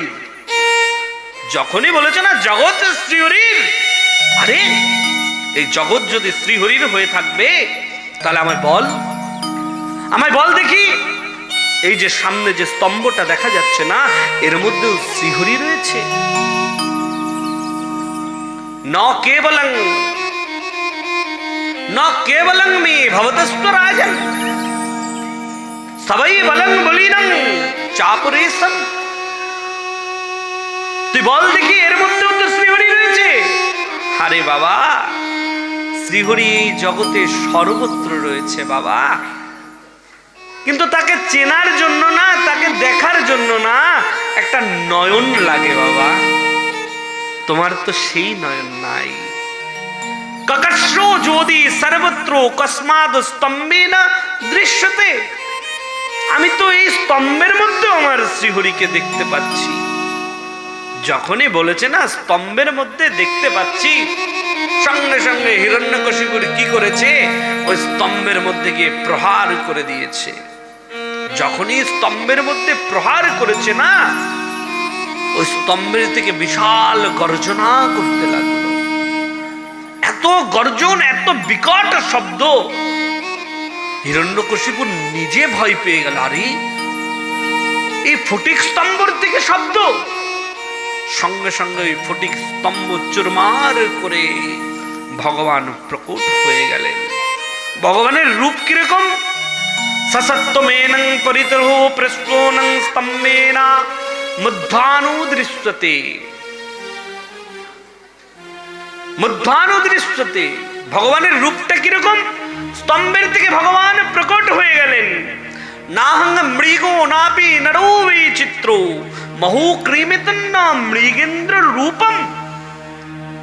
ভগবানের রূপটা কিরকম? না নরও না সিংহ, এক বিচিত্র রূপ নিয়ে ভগবান প্রকট হয়ে গেলেন। ভগবান অট্টহাস্য করতে লাগলেন। আরে এই তোর ভগবান, দেখ তোর ভগবানকে আমি তোর সম্মুখে বধ করে দেব। যখনই প্রহ্লাদকে বলছে ভগবানকে বধ করে দেব, হিরণ্যকশিপুর যখনই খড়গ নিয়ে ভগবানকে প্রহার করতে গেছে না, নৃসিংহ ভগবান কি করলো? হিরণ্যকশিপুর একটা পা ধরে আছাড় দিতে শুরু করে দিল। আরে তুই আমাকে বধ করবি? তোর এত সাহস? হিরণ্যকশিপুরকে আস্রাতে আস্রাতে পা ধরে টানতে টানতে নিয়ে হিরণ্যকশিপুরকে তার জঙ্ঘার উপরে বসিয়ে নিলেন। কোথায় বসালেন? জঙ্ঘার উপরে। বলছে আরে মূর্খ, এখনই আমি তোর প্রাণ কেড়ে নেব। হিরণ্যকশিপুর বলছে আরে তুমি আমার প্রাণ কেড়ে নিতে পারবে না। বলছে কেন? বলছে আমার বর রয়েছে, এ জগতের কেউ আমাকে মারতে পারবে না। ও তাই? বলছে হ্যাঁ। বলছে তাহলে মিলিয়ে নে, মেলা, দেখ ঠিক আছে কিনা, তোকে তুই যা যা বর চেয়েছিলি দেখ ঠিক আছে কিনা। বলছে দেখি কি তুই চেয়েছিলি? কি না ভিতরে মরি না বাইরে মরি। আমি না ভিতরে আছি না বাইরে আছি। আমি কোথায় আছি? আমি দুয়ারে বসে রয়েছি। না পাতালে মরি, না স্থলে মরি, না জলে মরি, না আকাশে মরি। না তুই পাতালে আছিস, না স্থলে আছিস, না আকাশে আছিস। তুই কোথায় রয়েছিস? তোকে আমি আমার জঙ্ঘার উপরে বসিয়ে রেখেছি। আরে তাও আমার মৃত্যু হবে না। বলছে কেন? বলছে আমাকে কোনো অস্ত্র দ্বারা আমার মৃত্যু হবে না, বজ্রের দ্বারা আমার মৃত্যু হবে না, আমার পশুর হাতে মৃত্যু হবে না, আমার নরের হাতে মৃত্যু হবে না। আরে মূর্খ, না আমি মনুষ্য, না আমি পশু। ভালো করে চেয়ে দেখ, আমার অর্ধ নর অর্ধ পশু, তবু আমার মৃত্যু হবে না। বলছে কেন তোর মৃত্যু হবে না? বলছে 12 মাসেও আমার মৃত্যু হবে না। বলছে আরে জানি তোর 12 মাসে মৃত্যু হবে না, তার জন্য আমি একটা অধিক মাস তৈরি করেছি। এই মাসের নাম হচ্ছে মল মাস। না বৈশাখ, না জ্যৈষ্ঠ, না আষাঢ়, না শ্রাবণ। এটাকে বলা হয় পুরুষোত্তম মাস, ভগবানের সেবিত মাস। তোর জন্য এই মাসটা আমি স্থির করেছি। বলছে এই জগতের কেউ আমাকে মারতে পারবে না, ব্রহ্মার রচিত কোনো জীবের হাতে আমার মৃত্যু হবে না। আরে তুই জানিস ব্রহ্মাকে যে জন্ম দিয়েছে না, আমি হচ্ছি সেই ব্রহ্মার বাপ, আমি সেই ব্রহ্মার বাপ। বলছে তাও আমার মৃত্যু হবে না। বলছে অস্ত্র দ্বারা তুমি আমাকে মারতে পারবে না। বলছে তোকে মারার জন্য আমার কোনো অস্ত্র লাগবে না, আমার হাতের যে নখ আছে না, এটাই যথেষ্ট। এটা বলেই হিরণ্যকশিপুরকে নৃসিংহ ভগবান কি করলেন? তার বুক ছিঁড়ে ফেলে দিল। যখনই বুক ছিঁড়ে ফেলে দিল না, হিরণ্যকশিপুর জোরে জোরে চিৎকার করতে লাগলো, বাঁচাও বাঁচাও বাঁচাও। ওইখানে তার প্রাণ ত্যাগ করে দিলেন। ভগবান বিচিত্র রূপ ধারণ করেছে। ভগবান অট্টহাস্য করতে লাগলো, ভগবান ক্রোধিত হয়ে গেল, ভগবান ক্রোধের বশে গর্জন করতে লাগলো। কেউ ভগবানের সম্মুখে গিয়ে দাঁড়াতে পারছে না, স্বয়ং দেবতারাও ভগবানের সম্মুখে দাঁড়াতে পারছে না। কেন? বলছে ভগবানের যতবার তার রূপ দেখেছে না, ভগবানকে বনমালা পরিধান করা দেখেছে, নীল বস্ত্র পরিধান করা দেখেছে, 4 হস্তের মধ্যে শঙ্খ চক্র গদাপদ্ম ধারণ করতে তারা দেখেছে। আজ তারা যে ভগবানকে দেখছে না, এমন রূপ তো ভগবানের তারা দেখে নাই। দেবতারা ভয় পেয়ে গেল।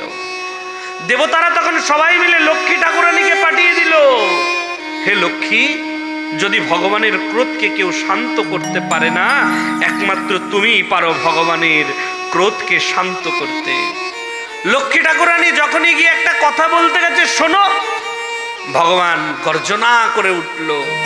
সঙ্গে সঙ্গে লক্ষ্মী ঠাকুরানী ওইখান থেকে ভয় পেয়ে পালিয়ে গেল। বলছে বাবা, আমি সবসময় শান্ত নারায়ণকে দেখেছি, আমি এর সম্মুখে দাঁড়াতে পারবো না।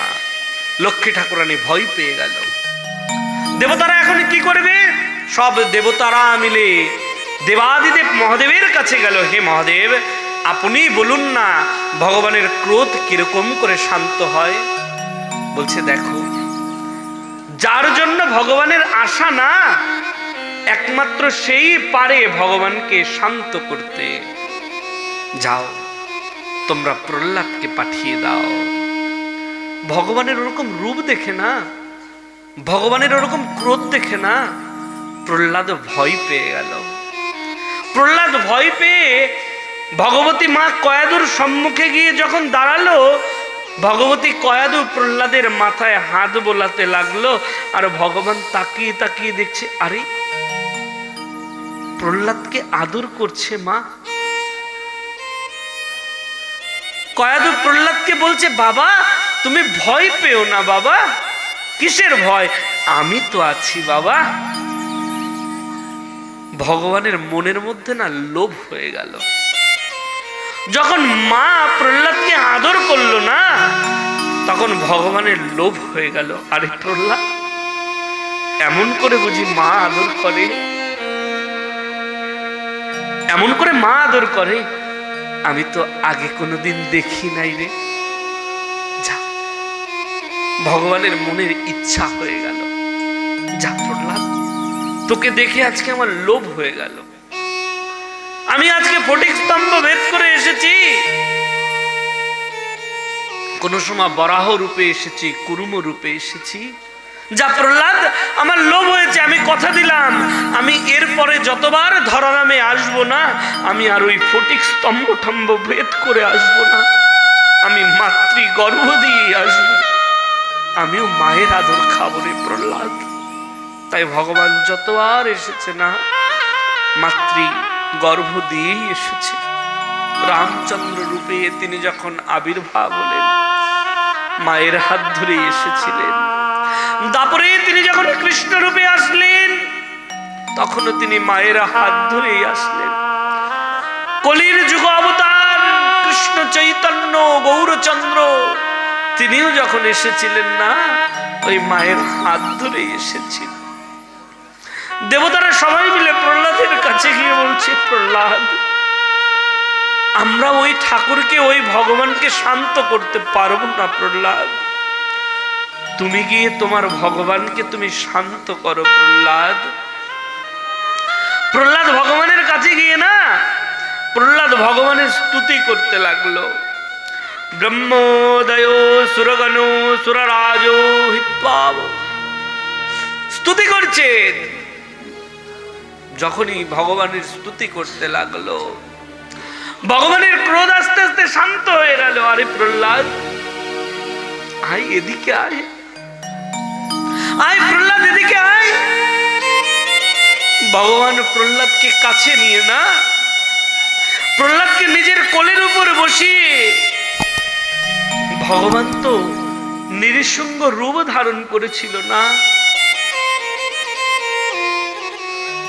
সিংহী যেরকম তার বাচ্চাকে, ছোট গর্ভের থেকে বাচ্চা জন্ম নিয়ে যেরকম জিহ্বা দিয়ে চাটতে লাগে না, নৃসিংহ ভগবান কি করলো, তার জিহ্বা দিয়ে প্রহ্লাদকে চাটতে লাগলো।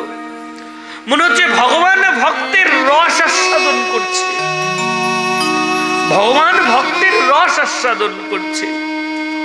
বল প্রহ্লাদ, বল, তুই আমার কাছে কিছু চা প্রহ্লাদ। প্রহ্লাদ, তুই আমার কাছে কিছু চা, তুই আমার কাছে যা চাইবি প্রহ্লাদ, আমি তোকে তাই দিয়ে দেবো প্রহ্লাদ। তুই আমার কাছে কি চাইবি, চা।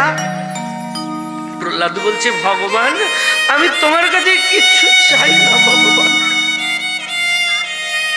আমি শুধু তোমার কৃপা পেতে চাই ভগবান।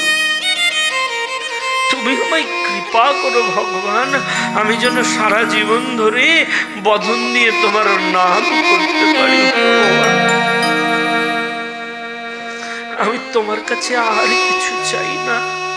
আরে প্রহ্লাদ, চা কিছু, আজকে তুই যদি না চাস, আমি যদি দিতে না পারি না, জগতের লোক জেনে যাবে আমি কাউকে দিতে পারি না।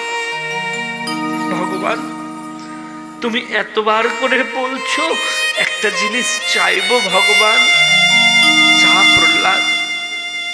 ভগবান, আমার বাবা সারা জীবন ধরে অপরাধ করেছে, তো সারা জীবন ধরে পাপ করে গেছে ভগবান,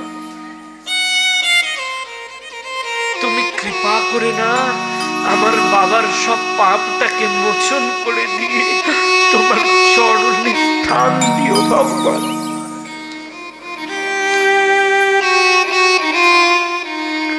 আমার বাবার সব পাপ মোচন করে তুমি তোমার চরণে স্থান দিও ভগবান। আমি তোমার কাছে আর কিছু চাই না ভগবান। আরে প্রহ্লাদ, তুই জানিস না, কি জানবো ভগবান।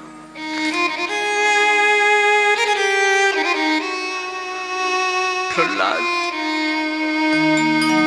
যেদিন তুই এই বংশে জন্মগ্রহণ করেছিস না প্রহ্লাদ, তোর জন্মগ্রহণ করা মাত্রই শুধু তোর বাবা নয় প্রহ্লাদ, তোর 3 কুলের সবাই উদ্ধার হয়ে গেছে প্রহ্লাদ।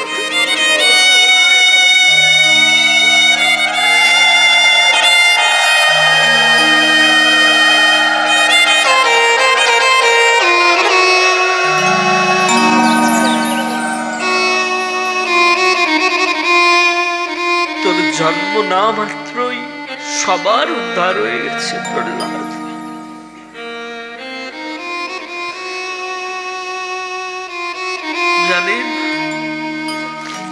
যদি কোনো গৃহের মধ্যে কৃষ্ণ ভক্ত জন্ম নেয়, কৃষ্ণ ভক্ত জন্ম নেওয়া মাত্রই না তার 3 কুলের উদ্ধার হয়ে যায়। 3 কুল কি বলছে? ত্রিসপ্তভি পিতা পুত্র পিতৃভি স্বগৃহে না তা ঘনৌ। বলছে পিতার কুলের উদ্ধার হয়ে যায়,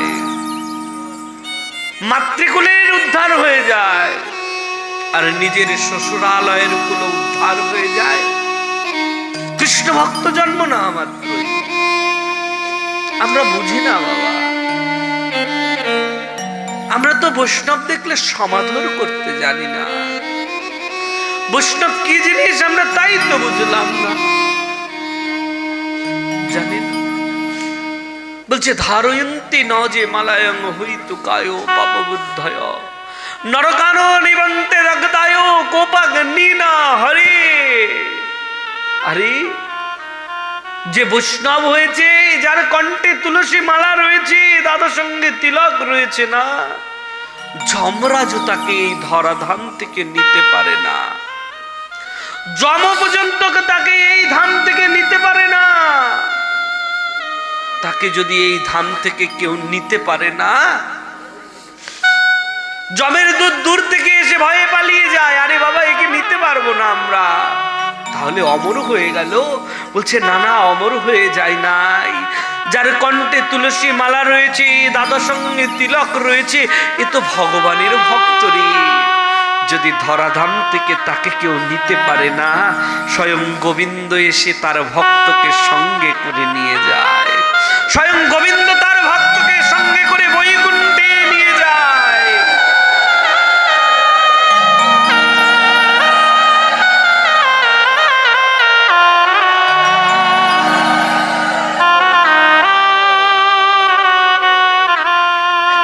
এটা ভক্ত আর ভগবানের মাহাত্ম্য, এটা ভক্ত আর ভগবানের মাহাত্ম্য।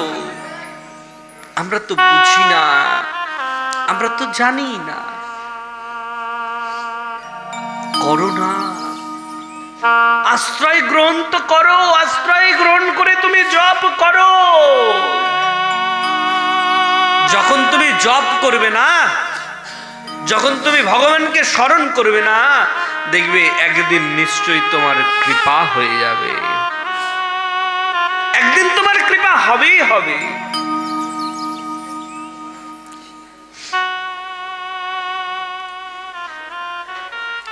যেরকম দেবর্ষি নারদ বলেছিল না,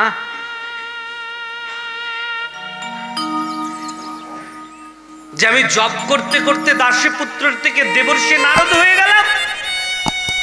বেদব্যাসকে বলেছিল এই কথাটা। বেদব্যাস যখন ভাগবত লিখতে চাইছিলেন না, বেদব্যাস যখন বলছিলেন আমি যখন চিন্তা করি আমি ঋষি পরাশরের পুত্র, গর্বে বুক ভরে যায়। যখন চিন্তা করি আমি সত্যবতীর গর্ভে জন্মেছি, আমার মা নিচুকুলের, ওই নিচুকুলের গর্ভের থেকে জন্ম নিয়ে ভাগবত রচনা করা যায় গুরুদেব। তখন দেবর্ষি নারদ বলেছিল, বেদব্যাস কেউ জানে না, তোমায় বলছি বেদব্যাস। আমার সবাই দেবর্ষি বলে জানে, কিন্তু আমি দেবর্ষি ছিলাম না, আমি দাসী পুত্র। আমি দাসী পুত্রের থেকে আমি দেবর্ষি নারদ হয়ে গেছি। বেদব্যাস কেমন করে গুরুদেব? বলছি গুরুদেব যে মন্ত্র দিয়েছিল না, আমি ওই মন্ত্র জপ করতে করতে দাসী পুত্রের থেকে দেবর্ষি নারদ হয়ে গেলাম। তাহলে তুমি পারবে না, আমি পারবো না? জপ করলাম না, পারবো কেমন করে? জপের প্রতি নিষ্ঠাই থাকলো না, পারবো কেমন করে? গুরু মন্ত্রের প্রতি ভক্তি থাকলো না, পারবো কেমন করে? গুরুদেব মন্ত্র দিয়ে চলে যায়, শিষ্য মন্ত্র ভুলে যায়।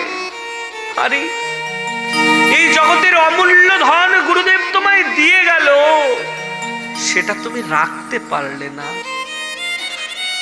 সেটা তুমি ধরতে পারলে না। জপ করো না।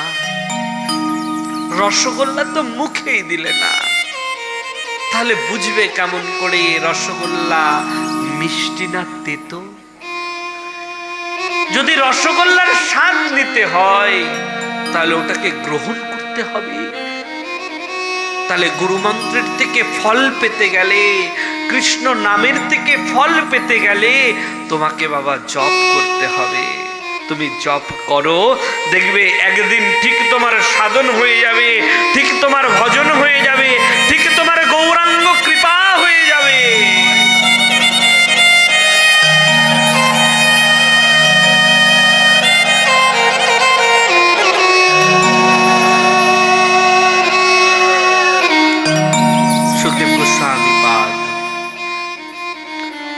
সুখদেব গোস্বামী পাদ রাজা পরীক্ষিতকে খুব সুন্দর করে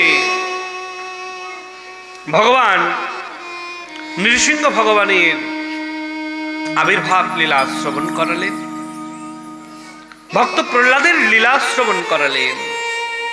শুধু তাই নয়, এই লীলার মাধ্যম থেকে আমরা জানতে পেরেছি, আমরা বুঝতে পেরেছি আমাদের জীবের কি করণীয়, আমাদের প্রত্যেকটা জীবের কি করণীয়। আমরা এটা জানতে পারলাম আমাদের মায়েদের কি করণীয়। মা বাবা, যদি চাও না কন্যা সন্তান, পুত্র সন্তান যদি প্রকৃত সন্তান হয়ে উঠুক, তাহলে তোমাকে আগে আশ্রয় গ্রহণ করতে হবে, তোমাকে আশ্রয় গ্রহণ করতে হবে। যখন তুমি আশ্রয় গ্রহণ করবে না, দেখবে তোমার পুত্র কন্যা সবাই একদিন আশ্রয় গ্রহণ করেছে। আপনি আচিরে ধর্ম জীবের শেখায়, তুমি নিজে আচরণ করলে না, পুত্র কন্যা কেমন করে আচরণশীল হবে বলুন? আচরণশীল হতে গেলে তোমাকে নিজে আগে আচরণশীল হতে হবে। যখন তুমি নিজে আচরণশীল হবে, তখন তোমার পুত্র কন্যা সবাই আচরণশীল হয়ে যাবে। যখন তুমি কৃষ্ণ ভক্ত হয়ে যাবে, দেখবে তোমার পুত্র কন্যাও কৃষ্ণ ভক্ত হয়ে যাবে। এটাই ভগবানের কৃপা। আজকের লীলার মাধ্যম থেকে আমরা তাই জানতে পারলাম। সুখদেব গোস্বামী পাদ রাজা পরীক্ষিতকে খুব সুন্দর করে লীলা বর্ণন শ্রবণ করালেন, আমরাও শ্রবণ করলাম। উপস্থিত সাধুগুরু বৈষ্ণব কৃপা করবেন এই কমিটিকে, কৃপা করবেন এই ভক্তদেরকে, যারা দূর দূরান্ত থেকে হরিকথা কৃষ্ণ কথা আস্বাদন করতে এসেছেন। কৃষ্ণ কথা বলার যোগ্যতা আমার নাই, আমি প্রতিদিনই বলি, সবসময় বলি। শুধু সাধুদের কৃপা, বৈষ্ণবের কৃপা শিরে ধারণ করে রয়েছি। বৈষ্ণব কৃপা করেছেন, বৈষ্ণবের কৃপা না হলে তো শ্রবণও করা যায় না। যোগ্যতা নাই বলার, তাই এসেছি শ্রবণ করতে। তাই এই কৃপাটুকুনি চাইছি, আমায় এই কৃপা করবেন, আশীর্বাদ করবেন। আমি যেন নিত্যদিন হরিকথা কৃষ্ণ কথা আমিও যেন দুই কর্ণে শ্রবণ করতে পারি। শুধু তাই নয়, উপস্থিত সাধুগুরু বৈষ্ণব এই কমিটিকে আপনারা আশীর্বাদ করবেন। এই কমিটি যেন প্রতি বছর আপনাদের মতো সাধুগুরু বৈষ্ণবকে আমন্ত্রণ করে এই আঙিনাকে ধন্যাতি ধন্য করতে পারে, এই আঙিনাকে যেন নববৃন্দাবনে পরিণত করতে পারে। এই ভিক্ষাটুকুনি আপনাদের কাছে আমি চাইছি। আমার ওই ফোনটা দাও। উপস্থিত সাধুগুরু বৈষ্ণব, এখানে 6 দিন ব্যাপী হরিকথা কৃষ্ণ কথার আয়োজন করা হয়েছে। তো 6 দিন ব্যাপী হরিকথা কৃষ্ণ কথার আয়োজনের মধ্যে প্রথম দুদিন এখানে যিনি হরিকথা বলেছেন ভক্তপ্রবর শ্রীমতী শিখারানী সাহা, সবাই তাকে আশীর্বাদ করবেন, সবাই তাকে কৃপা করবেন। তো এখানে 4 দিন ব্যাপী হরিকথা কৃষ্ণ কথার আয়োজন করার কথা রয়েছে এই দাসের। তো উপস্থিত সাধুগুরু বৈষ্ণব, কোনো একটা বিশেষ কারণের জন্য আমি আগামীকাল থাকছি না, ঠিক আছে? আগামীকাল এখানে যিনি হরিকথা কৃষ্ণ কথা শ্রবণ করাবেন, কানাই কৃষ্ণ দাস, তিনি কিশোরগঞ্জ থেকে আসবেন। সবাই আসবেন। তিনি অনেক সুন্দর হরিকথা বলেন, কৃষ্ণ কথা বলেন। আমার অনেক প্রিয় দাদা, তিনিও বৈষ্ণব, আচারশীল, ভক্তিশীল, নিষ্ঠাশীল, ভক্তিপরায়ণ। পণ্ডিতজির থেকে বৃন্দাবনের তিনি আশ্রিত হয়েছেন। তিনি আপনাদের মাঝে এসে কালকে তিনি হরিকথা কৃষ্ণ কথা আস্বাদন করাবেন। আবার